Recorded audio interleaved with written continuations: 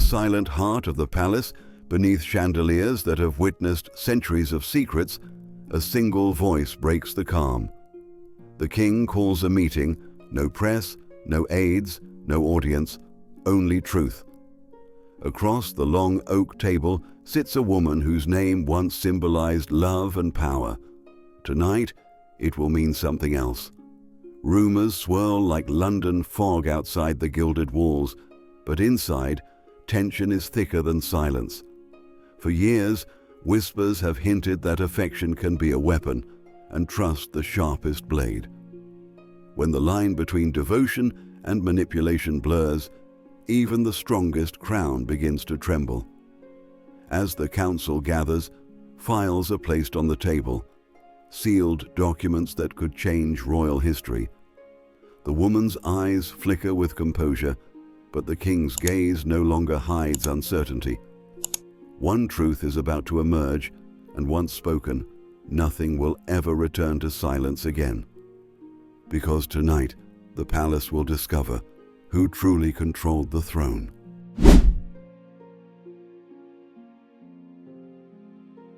It began on a night when London's rain fell like whispered confessions against the palace glass. Far from the cameras, a lone car approached through the mist, headlights slicing through fog as if searching for redemption. The man who stepped out was no stranger to the royal past, once trusted, once forgotten. He carried no entourage, only a sealed letter and the weight of something unsaid.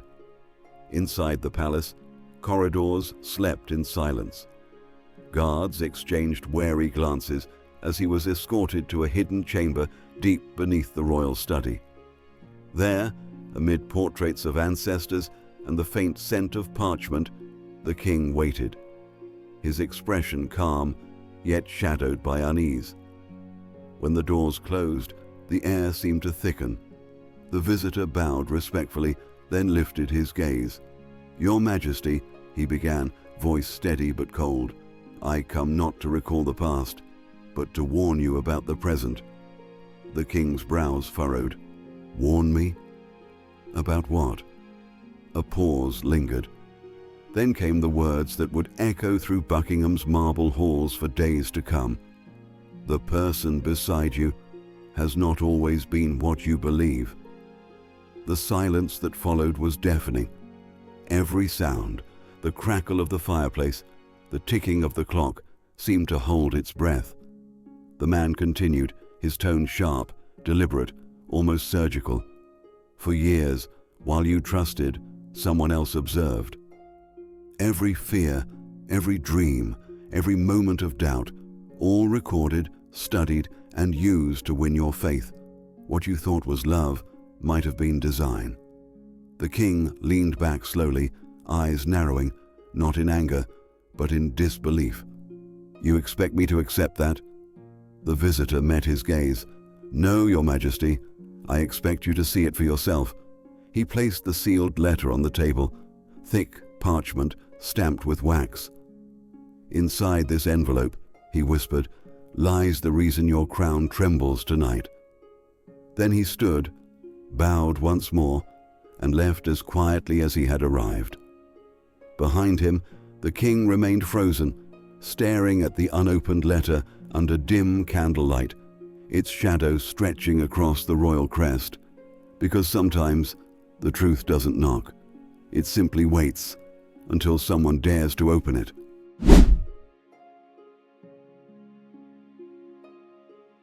The moment the visitor's footsteps vanished, silence turned heavier than truth itself. The king sat motionless, the letter before him like a sleeping serpent, harmless until touched. He finally broke the seal. Inside were fragments of the past, faint notes, a few photographs, and lines written in elegant handwriting. None of them spoke directly, yet together they whispered something chilling, a pattern. Every conversation he remembered, every moment of comfort, seemed to replay in a new light. The timing, the words, the tenderness, they weren't random. They were precise, measured, almost studied. He recalled the nights of doubt when a gentle voice had known exactly what to say, as if reading his heart before he spoke. He'd called it empathy back then. Now, it felt like strategy. A voice in his mind began to ask questions he had never dared. Was affection truly love, or a way to earn his trust? Had understanding been genuine or practiced? Had devotion been real or rehearsed for years? The more he searched his memory, the more invisible threads began to appear, connections woven long before his crown, long before his certainty. It was as if someone had mapped his emotions and built a bridge straight into his soul, not to destroy him, but to rule through him. That realization pierced deeper than any betrayal, because love, when turned into a tool, doesn't just break hearts, it rewrites history. He leaned back, eyes closed, the letter trembling in his hand. For the first time, the palace felt foreign, as if every shadow was watching him instead of protecting him. Outside, thunder rolled across the London sky. Inside, the king whispered into the stillness, "If this is true, then I have lived inside a lie." The chandelier flickered, its golden light trembling like a heartbeat before going still. Somewhere deep in the palace, a clock struck midnight. And in that echo, a thought formed, quiet, dangerous, undeniable. If love can be scripted, then perhaps it can also be exposed.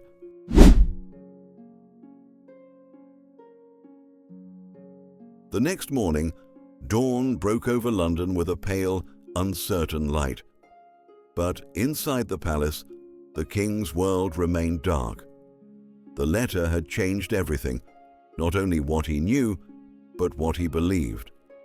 He could no longer trust words. He needed proof, and proof, in a world built on silence, must be taken, not given. That afternoon, the king summoned 3 men he once trusted beyond politics: a retired officer, a private advisor, and an old friend from his youth. No titles, no ceremony, just quiet loyalty. Their meeting took place in a discreet townhouse far from Buckingham's glittering eyes. He spoke with measured calm. "I want the truth, not rumors, not stories. Find the origins of these letters. Trace every name, every date. But not a word must return to the palace until I command it." They nodded. The investigation began. Over the following days, whispers replaced routine. Calls were made through hidden channels. Old acquaintances resurfaced, people who had once served the royal household, who remembered fragments of conversations long forgotten. Piece by piece, a puzzle emerged. Notes exchanged between confidants. Old staff mentioning a private collection of emotional studies, harmless on the surface but too detailed to be coincidence. Each discovery pressed heavier on the king's heart. The closer he came to the truth, the more fragile his memories felt. At night, he found himself walking alone through the silent halls, portraits of ancestors staring down at him like judges. He wondered if every monarch before him had lived with secrets this dangerous, or if his was the first to come from within. On the 7th night, the lead investigator returned. He placed a single folder on the table. Inside, a report, sealed under confidential markings. "Your Majesty," he said quietly, "we found something. But before you read it, know this. Once you see what's inside, you cannot unsee it." The king hesitated.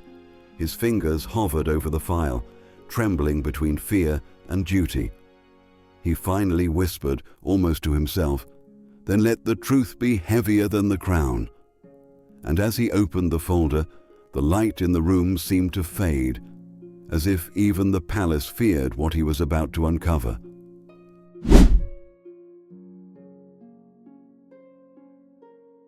The news reached her before the dawn, a quiet message delivered through trusted hands. The king had started an investigation. For a brief second, silence filled the grand chamber. Then, the queen placed her cup down with measured calm, porcelain meeting marble with a soft, deliberate click. Her reflection in the mirror did not tremble, only her eyes changed, steady, sharp, calculating. "Every crown," she murmured, "has its shadows, and I have learned to rule within them." While the palace prepared for another day of ceremonies, she began to weave a different kind of performance, one played not with words, but with perception. She knew that in a world obsessed with appearances, truth mattered less than the version people believed first. By midday, quiet conversations began to ripple through corridors. Misunderstanding, exaggeration, old rumors, each phrase carefully placed, each tone rehearsed. Her closest aide coordinated the flow, a gentle shift of narrative, a redirection of attention. Nothing aggressive, nothing confrontational.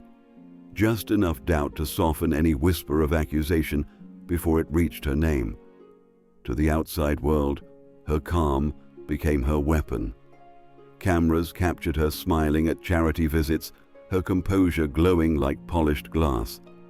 Behind that smile, every move was a chess piece, every handshake a calculated step to remind the world who truly controlled the story. Meanwhile, inside the palace, her influence spread quietly. Allies reassured the king that investigations were routine, that misunderstandings always grew from half-truths. It was subtle, elegant, and effective. But beneath the poise, a question lingered in her mind. How much did he already know? Late that night, she sat alone in her study, candlelight trembling across ancient walls. On her desk lay a sealed envelope, identical to the one that had once been delivered to the king. She stared at it for a long time, fingers tracing its wax seal. Then, almost in a whisper, she said, "If truth has reached him, then illusion must move faster." And as the candle burned lower, her shadow stretched across the royal crest, long, silent, and unbroken. Because in the palace, power doesn't disappear. It simply changes hands in the dark.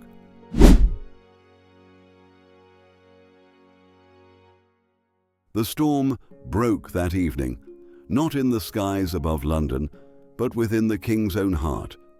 He sat alone in his private study, the palace lights dimmed, the fire dying slow. On his desk lay the final report from his secret inquiry.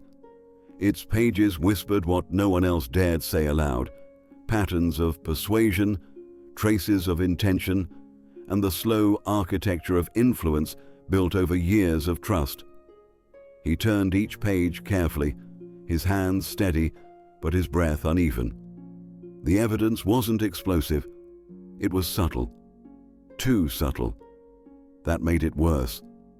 Each document revealed how his moments of weakness had become moments of control, how comfort could turn into quiet command. It wasn't crime, nor conspiracy, but something far more dangerous: emotional design. He closed the folder and looked toward the window, where the city lights shimmered through the fog. For years, he had believed love was the last sanctuary in a world of duty. Now, he wondered if even that had been borrowed, constructed from his own pain, reflected back as devotion. "Did I love her?" he whispered, "or did I love the version she built for me?" The question cut deeper than any accusation, because truth didn't accuse, it revealed. He stood, pacing slowly, his reflection fractured across the glass. Behind him, portraits of past monarchs seemed to watch in silent judgment. Perhaps they too had learned the same lesson, that crowns are not stolen by force, but by understanding the heart that wears them. At that moment, the king knew the path ahead was irreversible. Whether she meant to deceive or not no longer mattered. The balance between love and power had already shifted. He turned back to his desk, picked up a pen, and began to write.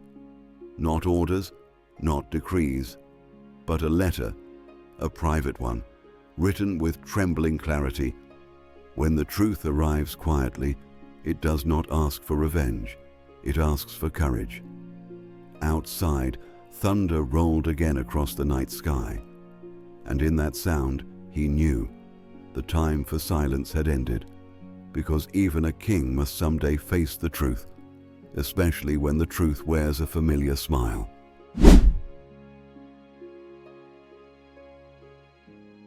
The palace no longer breathed the same air. Every corridor felt narrower, every portrait heavier, as if the walls themselves knew a reckoning was near.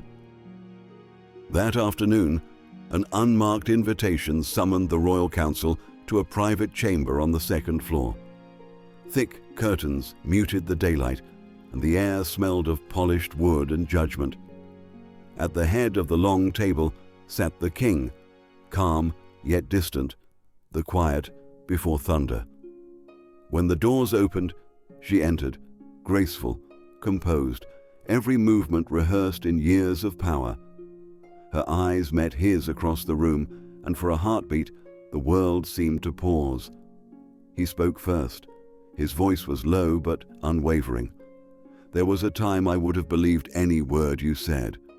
He placed a folder on the table, the same folder that had haunted his nights. Now I must believe what I see. Pages spread like silent witnesses, notes, letters, recollections of carefully timed comfort, not accusations, revelations. For a moment she said nothing. Then, with measured calm, "You mistake care for calculation. What I did for us, for stability." He looked at her, eyes filled not with anger, but with sorrow. "Then, stability has cost us everything real." Silence pressed against the walls. Even the air seemed unwilling to move. Members of the council exchanged uneasy glances. The king's words carried the weight of finality, yet his tone carried grief, the kind that comes only from truth discovered too late. Finally, he rose. "From this day forward, what binds us will no longer be title or appearance, but distance." Her gaze faltered, not from fear, but from the sudden realization that the performance was over. The crown she once shaped through influence now stood beyond her reach. He turned away, the light from the window casting a line between them. Two lives divided by truth. As the doors closed, the echo lingered down the marble hall like a verdict whispered by time itself.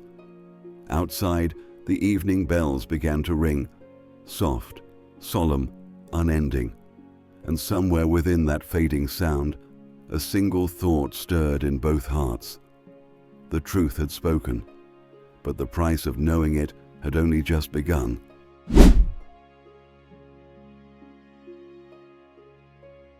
The next morning, the palace awoke to quiet. Not peace, but absence. The kind of silence that follows a storm too strong to name. In the far countryside, mist rolled across endless fields as a single car drove through the fog.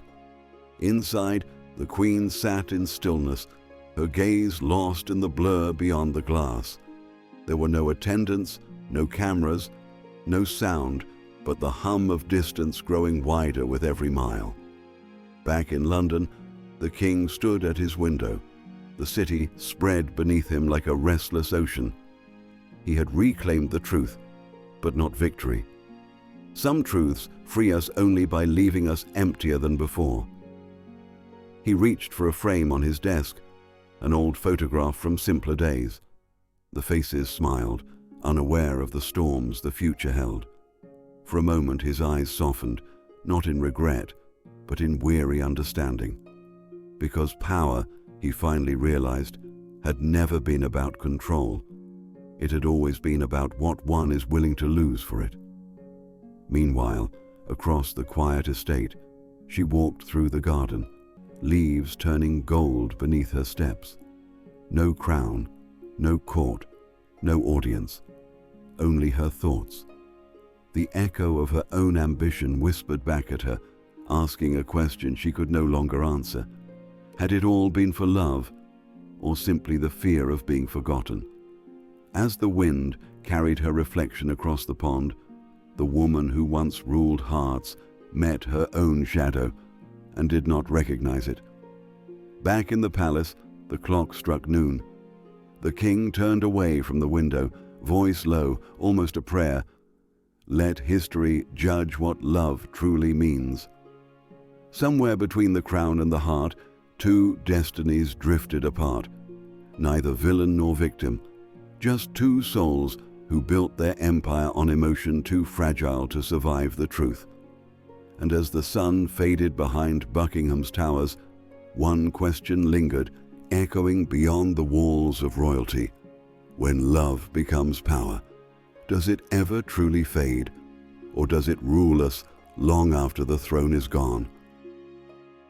In the end, what began as a quiet warning became a storm that changed the heart of a monarchy, a letter, a secret, a love that blurred the line between devotion and design.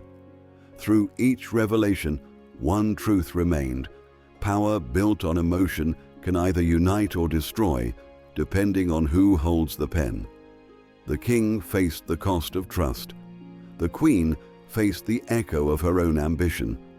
And both learned that even behind the world's most glittering crown, hearts break the same way as ours. But tell me, what do you believe? Can love ever be pure inside a palace built on politics and fear? Or does every royal story hide a price too heavy for love to survive? If this story moved you, don't forget to like, share, and subscribe, so more royal truths and hidden emotions can find their way to you. Your thoughts matter. Leave a comment below and tell us what you would have done if you stood in their place. And stay close. In the next episode, another secret from behind the throne will rise to light. Thank you for watching. Until next time, stay curious and stay royal.